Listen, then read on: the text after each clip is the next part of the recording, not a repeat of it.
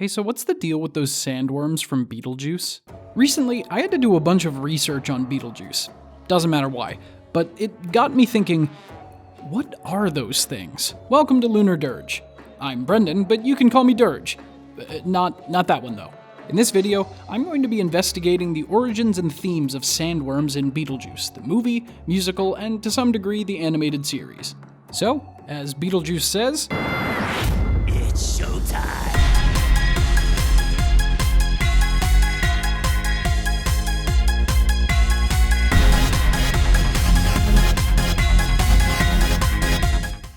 Okay, so look, before we start, I know that this subject has already been touched on by other YouTubers, but they largely focused on the movie.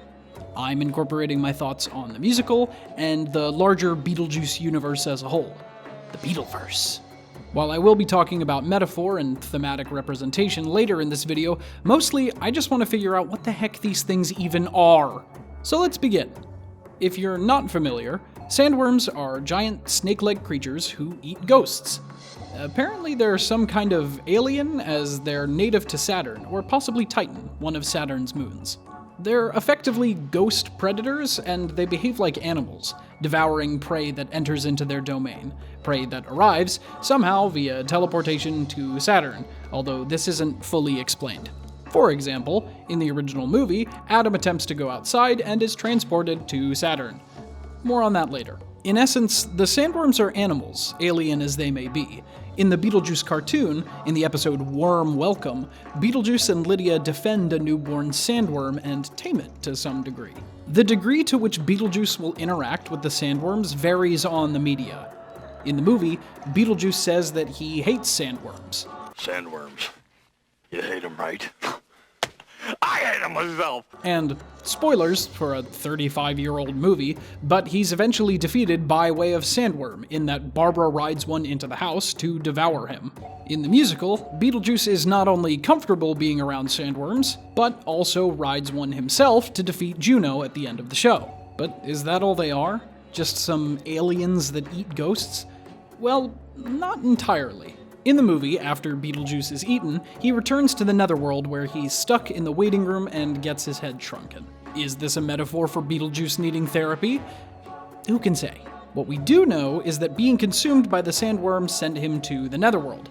Is that true for all ghosts, or do they just die? Beetlejuice refers to himself as a demon, so is that the reason he can be sent back to hell instead of just vanishing? This raises two possibilities. The first is that Beetlejuice, because of his demonic status, dies in the real world by being eaten, and that sends him back to the netherworld. This would mean that the sandworms do truly just kill you if they eat you. The other option is that Beetlejuice is using the term demon in a general sense, when in reality he's more of a poltergeist or harmful spirit. Now this would mean that the sandworms transport ghosts back to the netherworld when they get eaten. So what does that mean?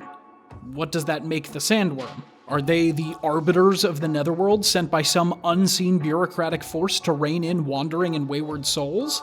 That brings us to one possibility. The sandworms are reapers. And yes, I'm kind of going to reference Supernatural's version of reapers here. Don't at me. In the handbook for the recently deceased, it clearly states that all ghosts should proceed directly to the netherworld. Beetlejuice goes to great lengths to keep this information from the Maitlands. Mr. Beetlejuice? Yes, Book? Where do books go when they die? Well, I don't know, Book. Let's find out! Tell my story! Sometimes puppet shows are sad. He knows that the sandworms are outside the house, and, in my theory, he uses them to his advantage to trap the Maitlands in the house. However, there's one issue with this theory.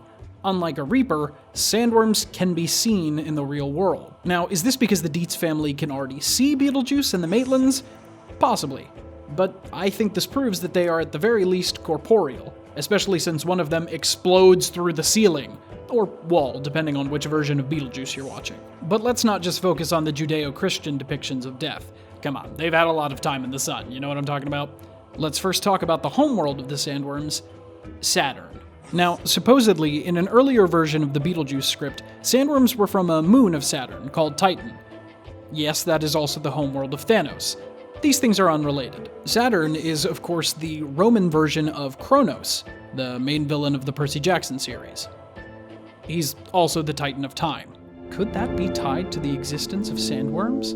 Or are they simply a metaphor for the forgotten dead? That one day, after you've passed, nobody will remember your name. Your legacy is a single speck in the endless ocean of time itself. How in the end, we will all eventually be forgotten and forcibly return to the dust and ashes from whence we came? Is Tim Burton trying to tell us that it's all meaningless, that nothing matters, that no matter what we do, there's no possible way that we can escape being dragged down by this thing, the ravages of time that will eventually erode any sense of self that we once had? That no matter who you are and what you do, there's no point in trying to make the world a better place because you will be forgotten along with everyone else that you currently know and love.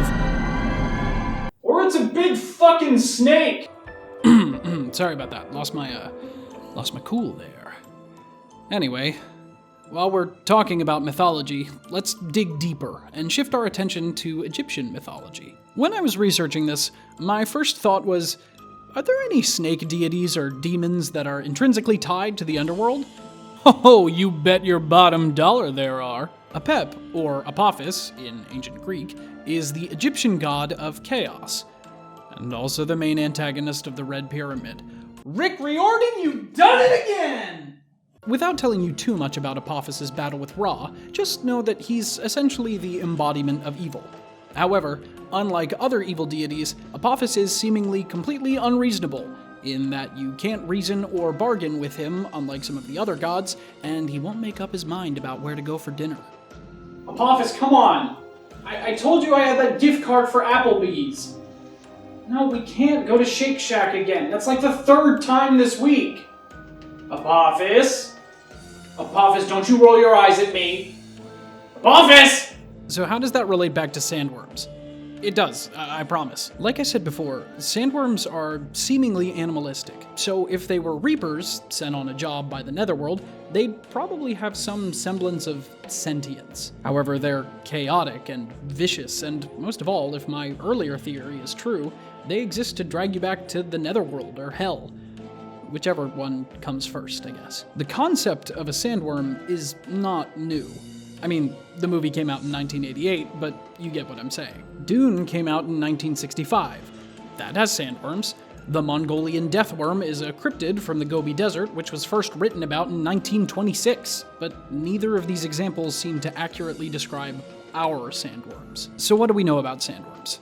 Well, they're big snakes that live on Saturn and supposedly eat ghosts and maybe drag them back to the netherworld, depending on which theory you subscribe to. Is the sandworm just a metaphor? Or is it just a really big snake that eats ghosts? I guess in the end, that's for Tim Burton to know and for us to find out. Oh man, I'm gonna have to update this video when Beetlejuice 2 comes out, aren't I? Hey everyone, thanks so much for watching this video. If you liked it, make sure to like, comment, subscribe. You know how the whole YouTube thing works. This is my first video on this new channel, and it's kind of just going to be a space for me to do things that excite me and talk about things I want to talk about. If you want to hear me talk about other things, or potentially scream about other things, then two places you have to check out are the Twisted Mug Media Network and Popsicle Meltdown Convention. On Twisted Mug Media, we recently brought back the Cinema Talk podcast, where me and my friends Ryan and Connor are talking about movies every week, and there's a huge backlog of stuff you can check out there with a bunch of different shows on that feed. There's also a YouTube channel for that, where, you know, there's other things, video essays I made before I started posting on here, things like that. And of course, you can check out Popsicle Meltdown Convention, which is a gaming channel/band that I do with my friend Connor, aka Raw Knock and Roll, where we scream at each other and play video games and make music and all sorts of fun things. So if you want a more free-form style conversation, head over there, check it out. It's a lot of fun. We're playing Danganronpa and a couple other games right now. Thanks so much for watching. I'll see you in the next one, and I'll catch you on the flippy dip. Can I say that? That's the other... Okay. Bye.